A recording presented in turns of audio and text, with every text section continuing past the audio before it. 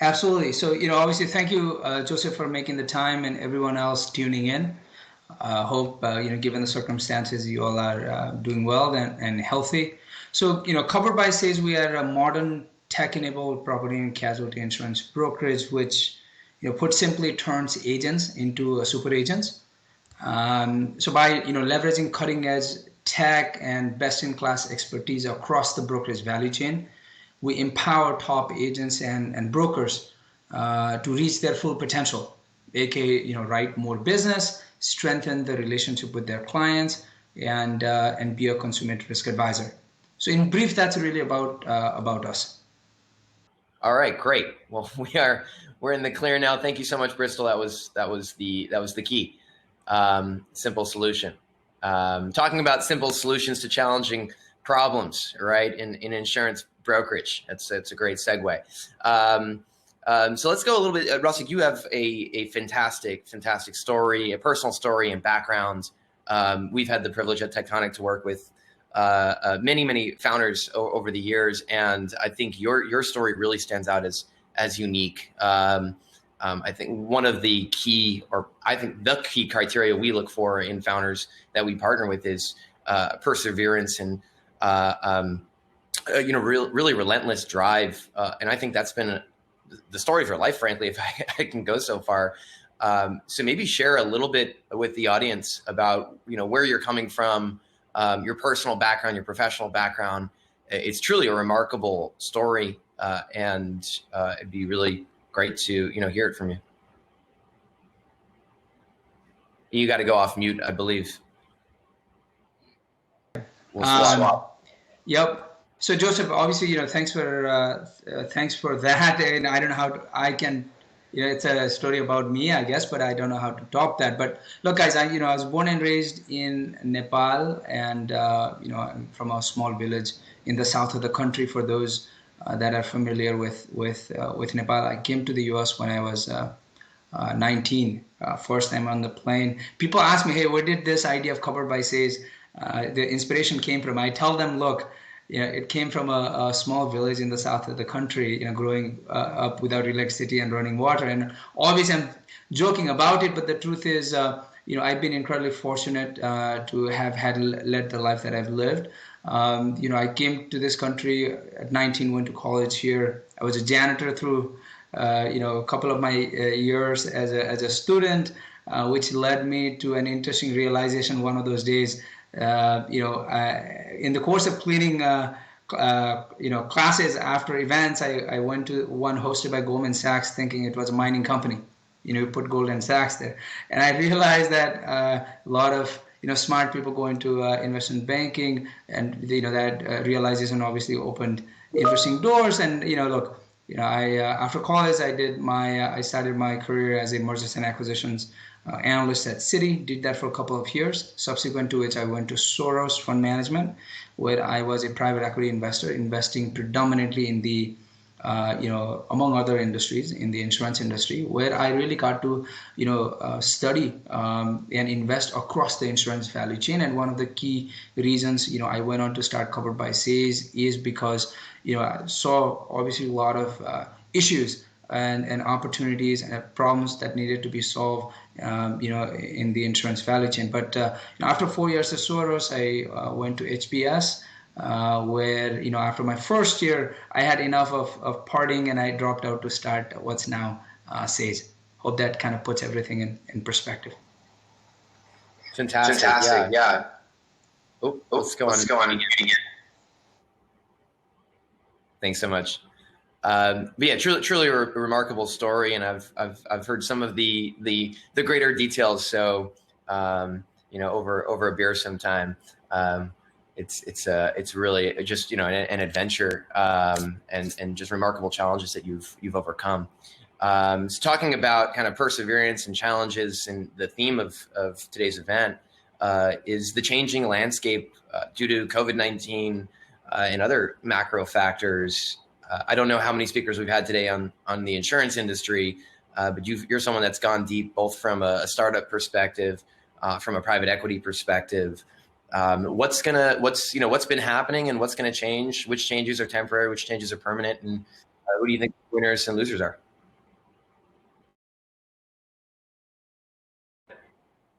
got to go off mute. Yep. Can you guys hear me?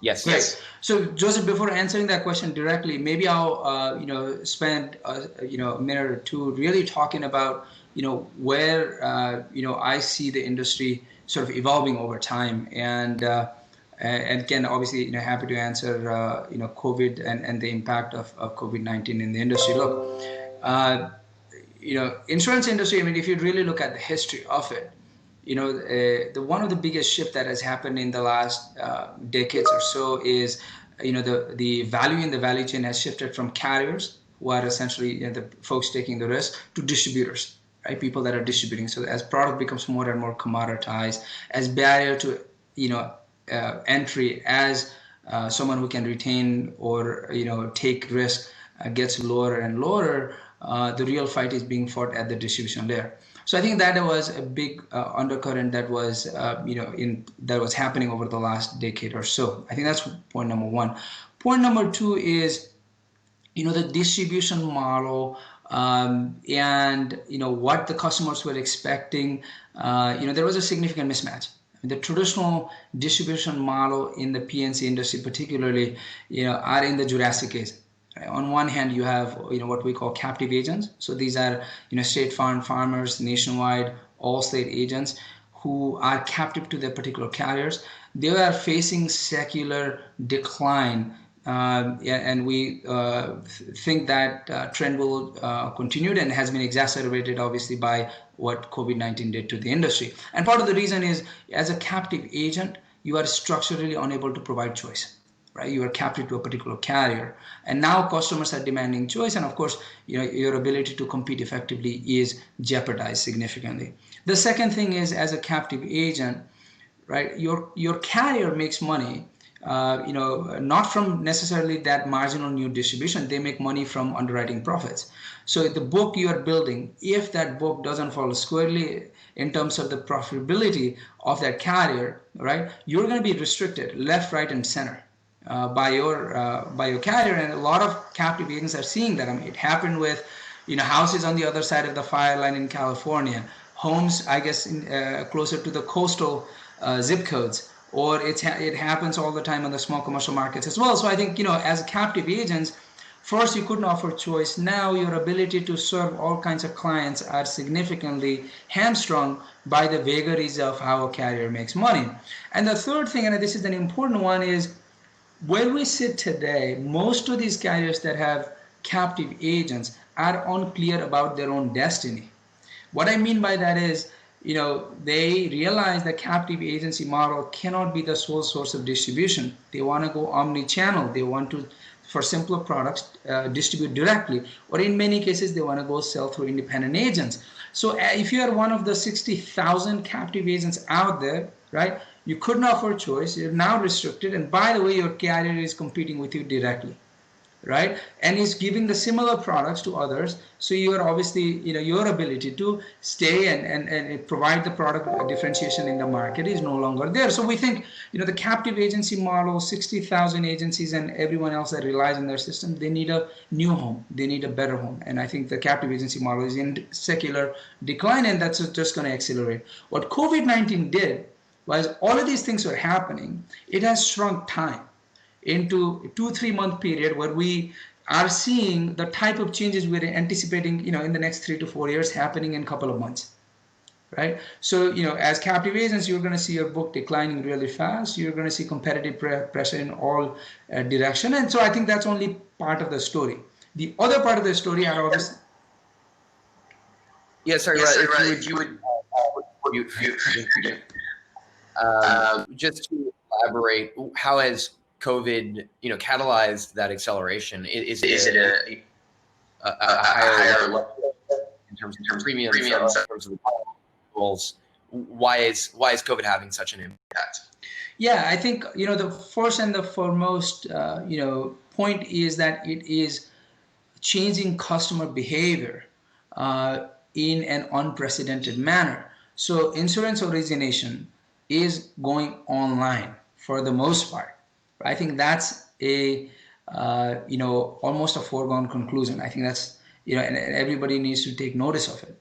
Second, when customers transact anything online, obviously their expectations, around their journey, around what, different pieces of the value chain offer them, of course, changes, right? So we think that as customers move online, it is triggering a lot of changes, and it forces, agents, it forces carriers to be able to meet the customers where they are.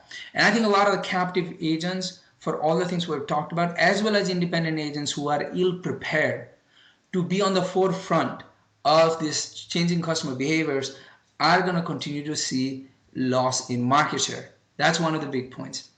And of course, the other thing is, with COVID-19, it has given an amazing platform for folks that are actually ready, with better ease of use, with better technology, with clear transparency, giving customers more control, giving agents a better way to write business, easier way to write business.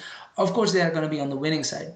So I think, going back to our earlier point, the biggest trigger here is the changing customer journey on the demand side. And on the supply side, of course, you have a lot of carriers, as we, some of, one has gone public, and there are a handful of them that are widely successful, because the customer has changed how they want to do the business, and these folks were prepared, right? So the point is, the captive agents have structural issues. Now, of course, the customer is heading in a different direction. That's going to be challenging for them. But I think the independent agents, in their traditional fashion, are also quite compromised.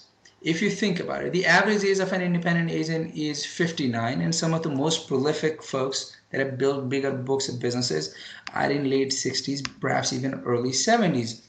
The issue with that independent agency model is, the biggest buying groups are the millennials, right? They expect different level of service. They expect different type of technology that most folks are ill prepared to provide. I think that's point number one. Point number two on the independent agency side is, look, there is a massive roll up happening, so over the last decade or so, with a lot of private equity money coming in, buying these brokerages, right?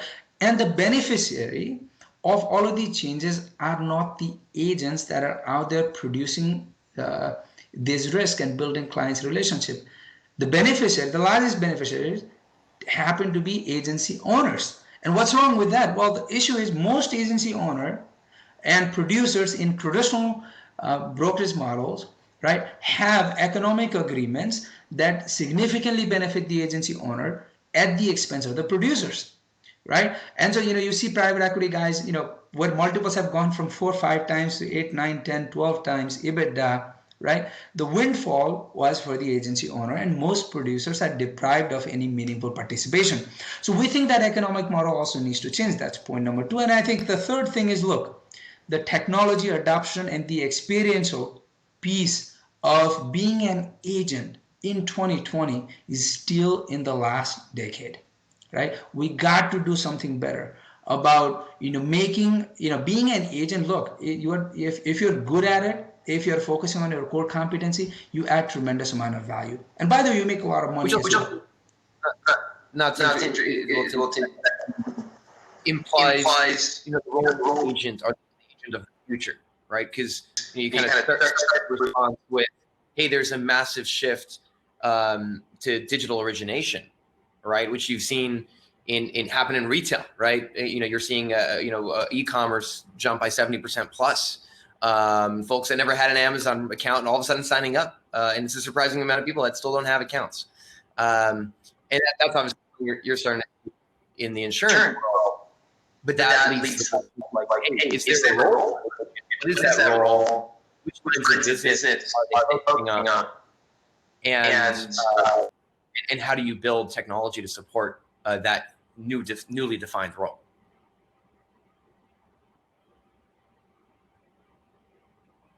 If you're muted, I'm not. Yeah, so your question is, if the origination is mostly digital, what role do the agents play? Which lines of business, can they sort of, hold their fort in? Is that the question?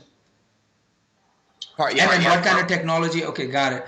So look, point number one, I think there are certain risks and certain policies, certain lines of business that should either be completely disintermediated by direct writers, or should be completely mediated by technology, because the value the agents add in those lines of business are fairly minimal. They typically only happen as a upsell, cross-sell, or a portfolio type of approach, right? So renters makes sense. Not a lot of value that the agents can add. Monoline auto makes a lot of sense, right? Solopreneurs on the commercial side makes a lot of sense. Term life makes sense. But we believe that there are enough complicated risks, there are enough opportunities for agents to add value, that a significant chunk of close to $730 billion of premium that changes hand every single year in the PNC world will remain squarely with agents. But of course, we got to recognize that the agents of tomorrow are going to have to be different from the agents of yesterday, right? So you simply can't be expecting to fax, a policy form and folks to sign that back. I mean, that's the place from which we need to bring the industry back up. So, our perspective is that any company that focuses on the agent is going to have to be the savviest insurtech out there.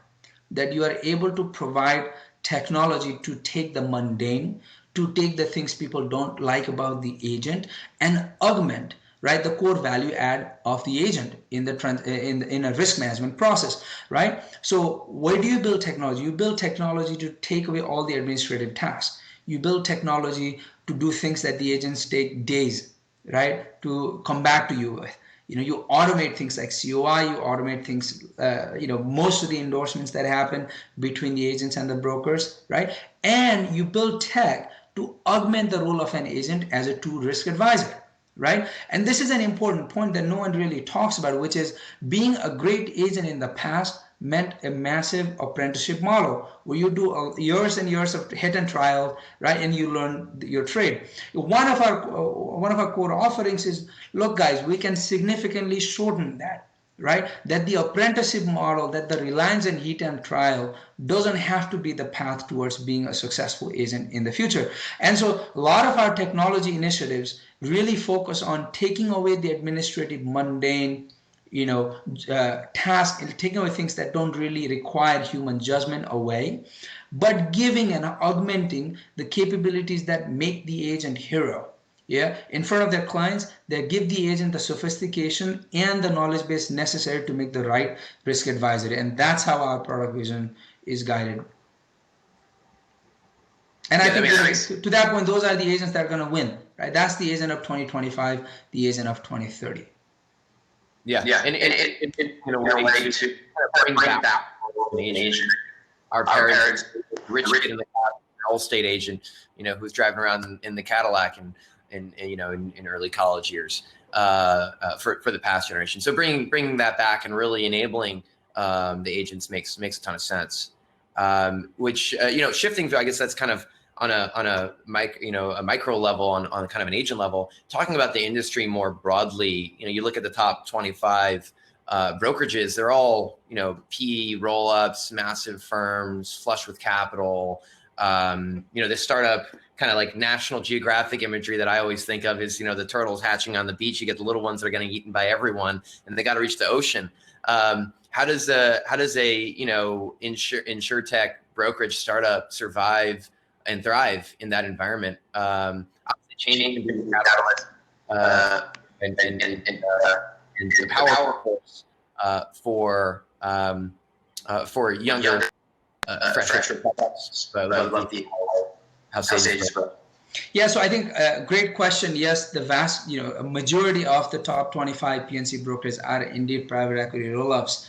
But the roll-ups are there because there is obviously an opportunity to create value by taking away some cost, buying smaller things at lower valuation, and obviously when you get them to a scalable platform, you can command a higher valuation.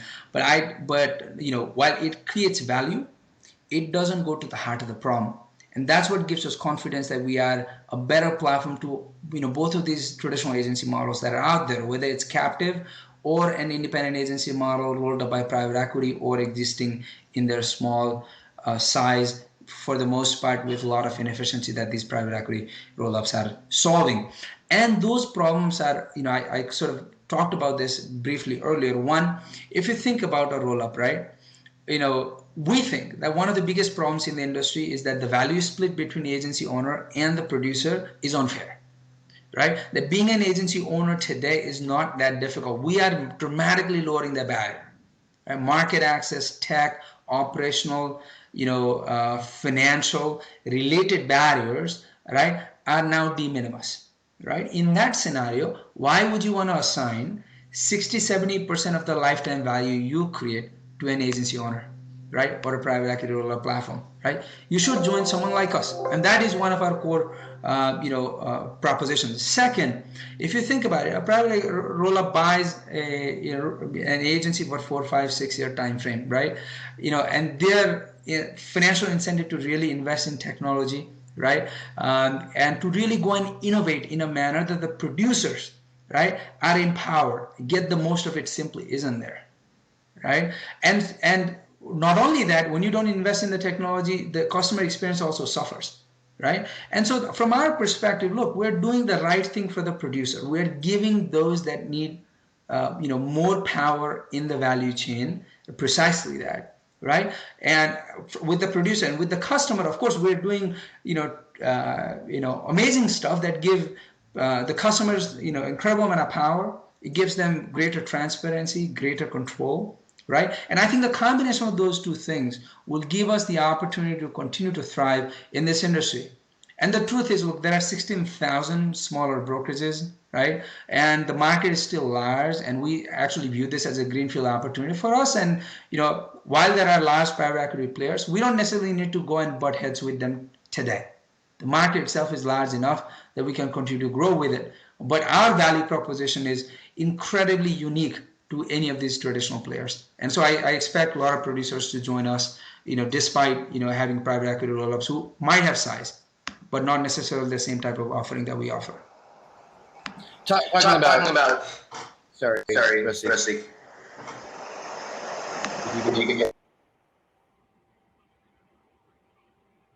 I think we lost your video too. The wonders of modern technology. All right, we're still not seeing you. Hopefully you can hear me. Rusty, can you hear me?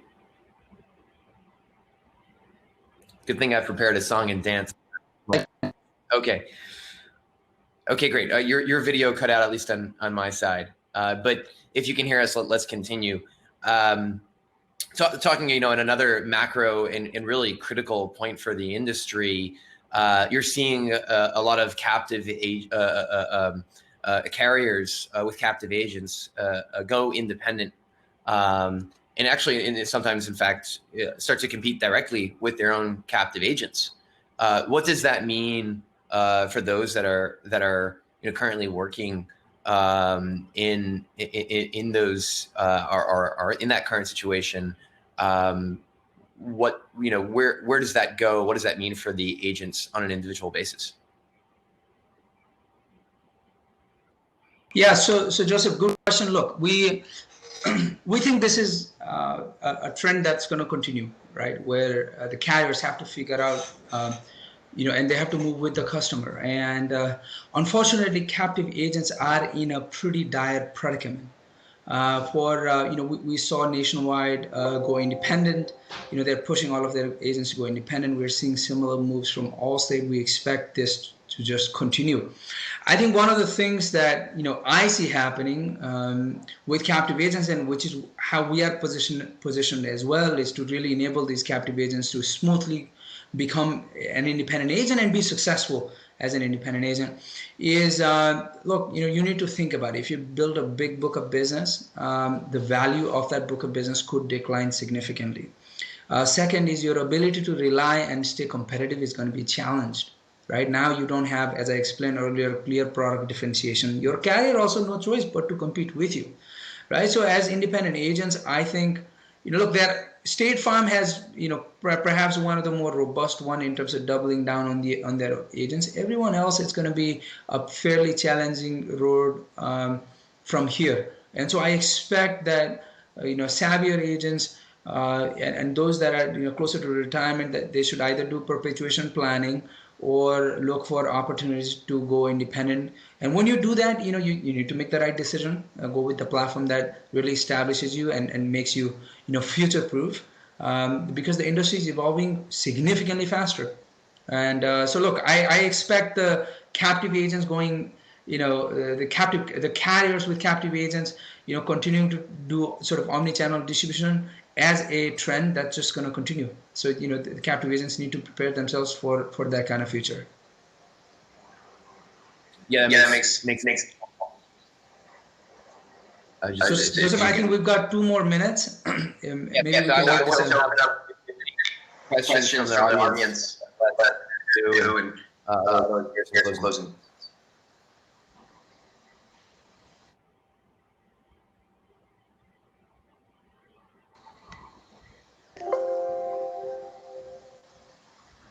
Okay, so if there are no questions, then look, I think this is the key takeaway, at least from our perspective, is COVID-19 is obviously an unfortunate, once in a 100-year type of event.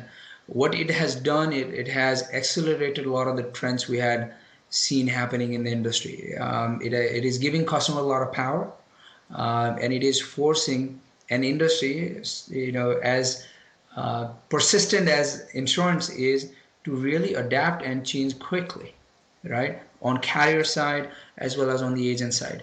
And so one of the things to for all of us, that insurance in a year or two is not going to be the same as it has been in the past. And so look, our positioning is, of course, that we're there to provide these agents.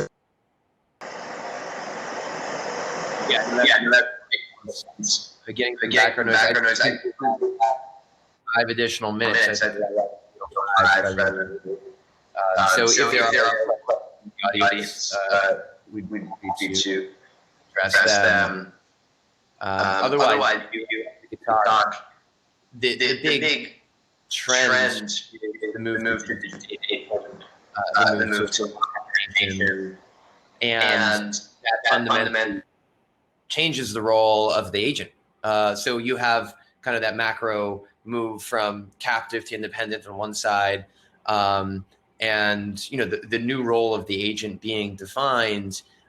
How do they start to? What are some practical examples of how they start to work with technology, and what are bits of technology that you're excited about? Obviously, we've seen Lemonade's IPO, and that's gone tremendously well. What does that signal to the rest of the industry, and how things play out over the years? Yeah, so looks like we've got 5 more minutes. Sorry about that, guys. I was wrong on time, but yeah. So sorry. It was a joke.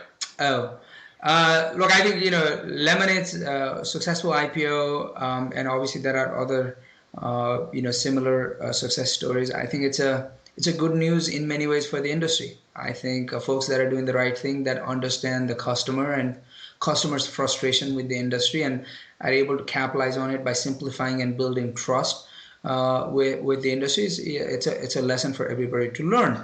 And I think particularly where we play in, where we are empowering agents. Look, it's also a warning sign that we need to change the way we've been doing business. That the customer has moved on, but we haven't. That the traditional industry structure is not positioned for success in the future. But look, ultimately, times like this, right, as we've seen everywhere, the customer is a winner, and we need to celebrate that. And anyone that thinks about, sort of writing a winning strategy has to be mindful of how do you put customer at the center of your process. So your second question was what kind of technology we are excited about. Look, I think one of the easiest things that we need to solve is take away all the things that agents are really not good at doing away from them and let the technology handle it. I think that's the first place to start. The second place is enhance the relationship between the agents and the customer as much as possible. So it doesn't feel like the old school agency. It feels like an agent is incredibly savvy and understands the customer's need, their journey, and makes things related to choice, things related to understanding their risk really easy. And I think the third thing is there's much to be said about how does an agency meet the carriers, right? And we don't talk about that quite often, but I think that we see a lot of opportunities there. Being able to combine quoting onto one platform, on the commercial side, if you go even more specific, a lot of things are being wholesaled today. The experience there is incredibly, inefficient and uninspiring. We see a lot of opportunities there. But look, our core focus is to really solve, for how do you make agent as efficient as possible, and how do you get them to establish a solid relationship with their clients where the customers don't feel that this is not a insured tech experience, right? Like if you think about it, the agent has to be more sophisticated than perhaps an insured tech that's only selling a simple product, and that's what we are focused on today from a technology perspective. Thank you, Rasik. So left. If you can go on mute. Thank you. Talking about the carriers, have you seen any shifts in their approach, in rates, and how they're working with brokerages and the sorts of policies they're looking to write? What's been the reaction from the carrier conversations? Yeah, so I think a global macro comment is I think the P&C rates are going to go up. If you look at a carrier's ways of making money, one is underwriting profit, the other one is investment income. Given where rates are, I think the investment income piece isn't really where it used to be in the past. So obviously something has to give, and the rates will give. The other thing is, of course, COVID-19 has crystallized a lot of the risks that we have been undermining.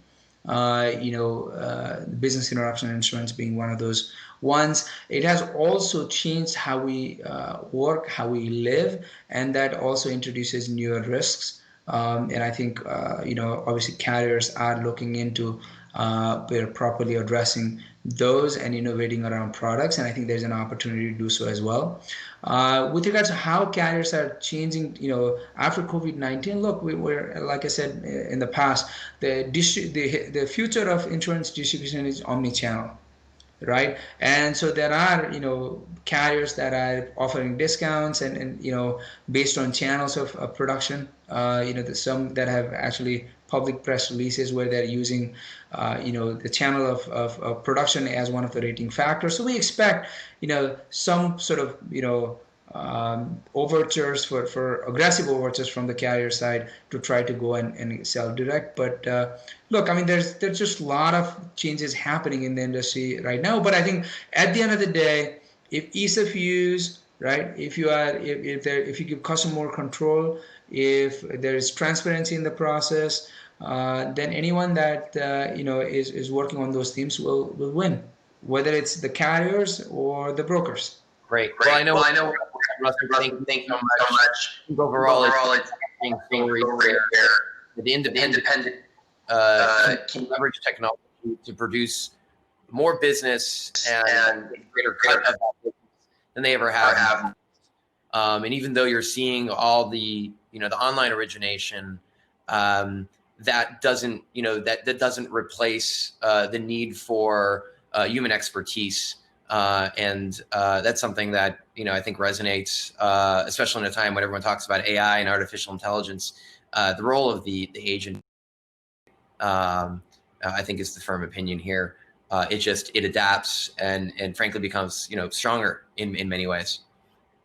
So thanks everyone for joining us. Thank you so much, Rasik, for sharing some of your wisdom and knowledge. And hope everyone has a wonderful Wednesday. Thanks everyone for joining us. Thank you. Bye.